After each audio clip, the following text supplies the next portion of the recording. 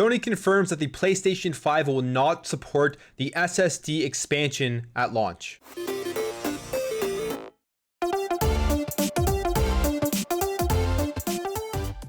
What is up, everybody? Welcome back to another video. Thank you for stopping by. If you're new here and you enjoy what you see, hey, maybe consider subscribing, as I'll be getting all the next gen consoles on day one and be making tons of videos on those, so you won't want to miss that content. Almost at 1,000 subscribers. I think I just surpassed 900, which is really cool. Really appreciate all the support. I would love to get to 1K potentially before the launch of the next generation next week, but if not, just getting the number alone will be awesome. But for now, let's get into this. So as we know, with the Xbox Series X and S and the PlayStation 5, storage is lacking, with the Xbox Series X having about 800 gigabytes of onboard storage for games, the PlayStation 5 having about 667 gigabytes of onboard storage, and then the lower, less costly Xbox Series S having about 365 gigabytes. So we are going to be definitely needing to upgrade our storage as this generation goes on, and this will be done through the storage expansion on both the Xbox Series X and S and the PlayStation 5. Now there's different solutions with the Xbox Series. There's like those memory cards from Seagate, those 1 terabyte cards that are super easy just to plug into the back of the console. And then with the PlayStation 5, you can just buy off the shelf M.2 drives that you can put right into the console, but they will have to meet the specifications of speed for the PlayStation 5. Unfortunately, with the launch of the PlayStation 5, we don't know how long this will last,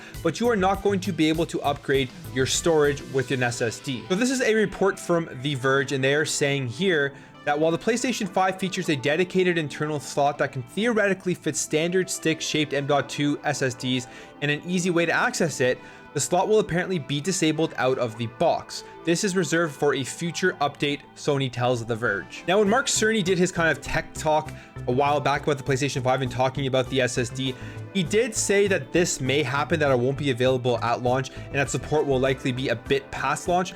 We have no date of when this will be, and now it is officially confirmed that you're not going to be able to upgrade that SSD right when you get your PS5. So as we know, these SSDs are going to have to be fast enough to fit within the PS5 and to work within the PS5. And this report here is saying not all M.2 SSDs are fast enough to keep up with the PS5, thin enough to fit into the SSD bay, or compatible with Sony's I/O controller.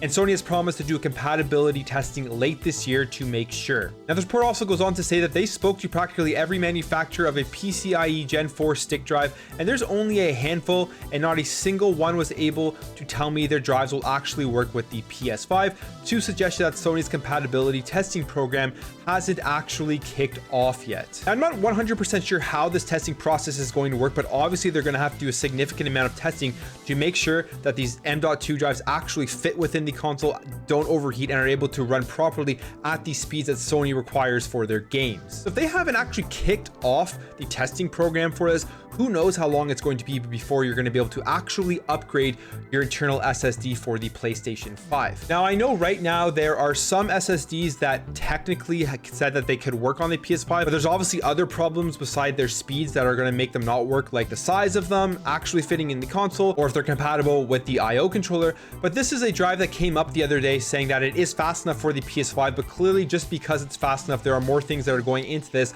that will not allow it to be compatible with the PlayStation 5. So I wouldn't suggest going out to buy this. I mean, maybe if somebody goes out and buys this and plugs it into their PS5 and just kind of sees what happens, that would kind of be interesting to see, and to see if this actually maybe gets red and then it doesn't work, or whatever, what will happen. It'll be cool to see if somebody actually did that in the future.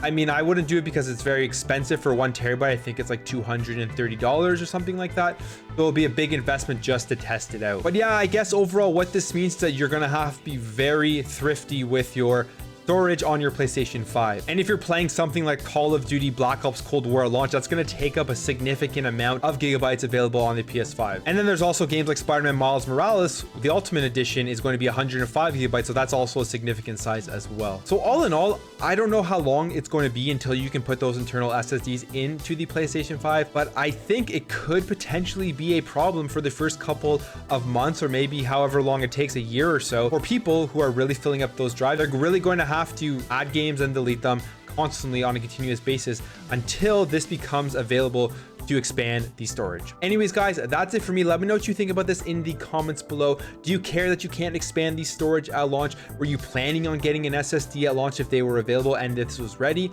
Let me know what you think. I would love to hear your thoughts on this. If you enjoyed this video, make sure to hit that thumbs up button. If you're new here and you enjoy what you see, hey, maybe consider subscribing to help this channel grow almost at 1,000 subscribers. It would be awesome to get there before the launch of the next generation on November 10th, or just get there in general. Thank you guys all for watching. Thank you for your support, and I'll catch you in the next video.